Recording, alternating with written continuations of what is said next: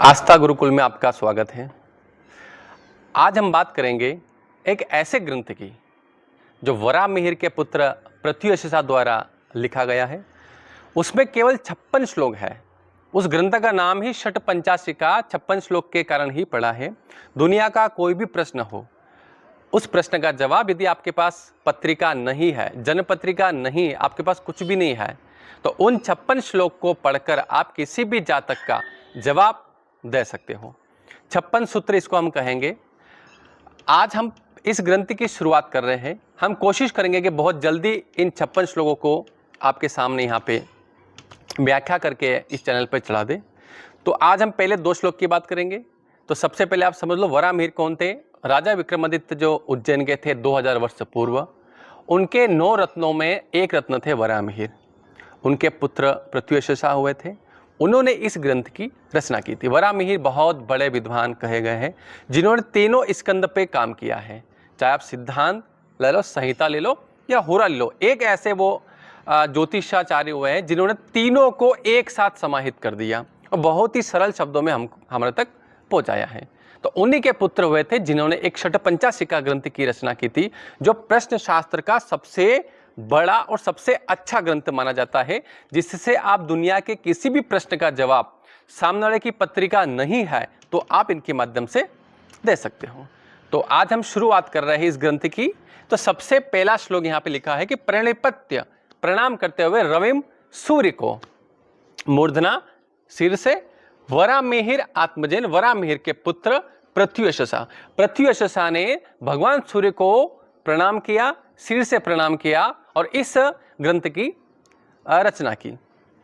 प्रश्ने कृतार्थ, कृता रचयिता, प्रश्ने प्रश्न शास्त्र, कृता रचयिता अर्थ गहना, गहन अर्थ से युक्त, गहन अर्थ से युक्त प्रश्न शास्त्र की रचना की जा रही है। परार्थ मुद्देश्य, दूसरों के उपकार के उद्देश्य के लिए, परार्थ मुद्देश्य दूसरों के उपकार के उद्देश्य को ध्यान में रखते हुए इस ग्रंथ की रचना की जा रही है। सूर्य को प्रणाम करते हुए वराहमिहिर के पुत्र प्रत्युषा द्वारा। और सदस्यसा मतलब इससे यश और कीर्ति उनको मिलेगी और मिली है। इस प्रश्न का, इस शास्त्र को लिखने के बाद में उनको यश कीर्ति बहुत ही मिली है।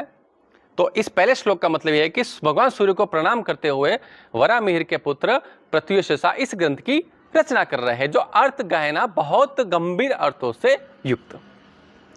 अब यहाँ पे शुरू होता है दूसरा श्लोक और इसका संबंध, ये जो यहाँ पत्रिका बना रखी इसमें आपको मैं समझाऊंगा। च्युतिर्विलग्नात् हिबुकाच वृद्धि मध्यात् प्रवासो अस्तमयति व्रति वाचम ग्रहे प्रश्न विलग्न कालात् ग्रह प्रविष्टो हिबुके प्रवासी। च्युतिर्विलग्नात्, च्युतिर मतलब स्थान परिवर्तन, स्थान से हटना, विलग्नात् लग्न, किस भाव से किस विषय का विचार किया जाएगा। तो यहां पे सबसे पहला शब्द आया है च्युतिर मतलब स्थान परिवर्तन, विलग्नात् लग्न से हम देखेंगे स्थान परिवर्तन। कोई स्थान परिवर्तन का प्रश्न हो, यात्रा में कई व्यक्ति जा रहा है, प्रवास का हो, स्थान परिवर्तन हो कि यात्रा से क्या वो वहां से हट गया है, वहीं है, क्या मेरा ट्रांसफर होगा, मैं यहीं रहूंगा, मेरा बिजनेस कहीं जाएगा, स्थान परिवर्तन की बात आती है। तो 12 कुंडली के जो 12 भाव बताए गए हैं, तो हमको लग्न से उसका विचार करना होगा। यह पहले शब्द में है च्युतिर्विलग्नात्।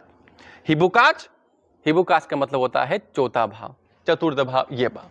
इससे क्या विचार करना है? वृद्धि, तरक्की, वृद्धि तरक्की, व्यक्ति कितना तरक्की करेगा, क्या मैं इस बिजनेस में आगे बढ़ पाऊंगा, क्या मैं इस घर को और बड़ा बना पाऊंगा।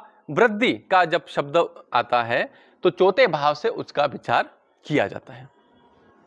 मध्यात् प्रवासो, मध्यात् मतलब सूर्य मध्याह्न में कहां रहता है, तो सूर्य मध्याह्न में रहता है 10वें भाव में। तो मध्याह्न 10वें भाव से, मध्याह्न का मतलब है 10वें भाव, 10वें भाव से विचार करेंगे।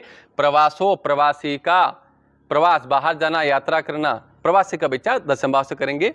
अगला शब्द आता है अस्तमया निवृत्ति, अस्तमया निवृत्ति। अस्त मतलब जब सूर्य अस्त होता है तो सूर्य कौन से भाव में होता है, तो सूर्य अस्त के समय सूर्य 7वें भाव में गोचर करता है।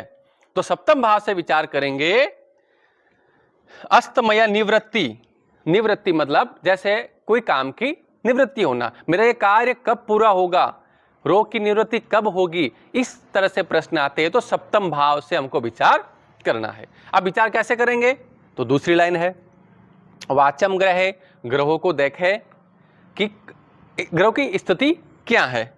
प्रश्न विलग्न कालात, प्रश्न के समय जो प्रश्न कुंडली बनेगी, जिस समय उस व्यक्ति ने प्रश्न किया है, प्रश्न के समय जो कुंडली बनेगी विलग्न कालात, उस समय जो प्रश्न बनेगा उस ग्रह की स्थिति को देखते हुए, प्रश्न कुंडली जो बनेगी उन ग्रह की स्थिति को देखते हुए हमको इनके जवाब देना है। आगे आएंगे कि किसका जवाब कैसे देना है। ग्रह प्रविष्टो, ग्रह मतलब भवन, घर में प्रविष्टो प्रवेश कर गया है।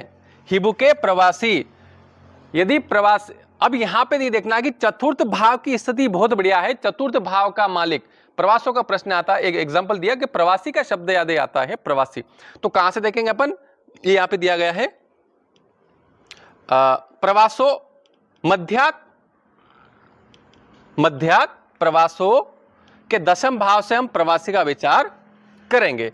तो अब ग्रह प्रविष्टो के ग्रह, घर में वो प्रविष्ट हो चुका है। जिस जो प्रश्न होता है चारों भाव में से जिस भाव का प्रश्न है, तो उस भाव का मालिक की स्थिति अच्छी है तो उसका फल उसको मिलेगा। किसी प्रकार का प्रश्न स्थान परिवर्तन का हो तो लग्न का मालिक लग्न को देखता हो, लग्न का मालिक अच्छी स्थिति में हो तो स्थान परिवर्तन होगा, अन्यथा नहीं होगा। इस तरीके से चौथे भाव से हम विचार करते हैं वृद्धि का, चौथे भाव का मालिक चौथे भाव को देखता है तो वृद्धि होगी, एक सकारात्मक उसका जवाब आएगा। इस तरीके से हमको इसको देखना है। तो अभी चार आपको भाव के बारे में स्पष्ट हुआ है कि पहले भाव से हमको देखना है स्थान परिवर्तन का, और चौथे भाव से देखना हमको प्रवासी का,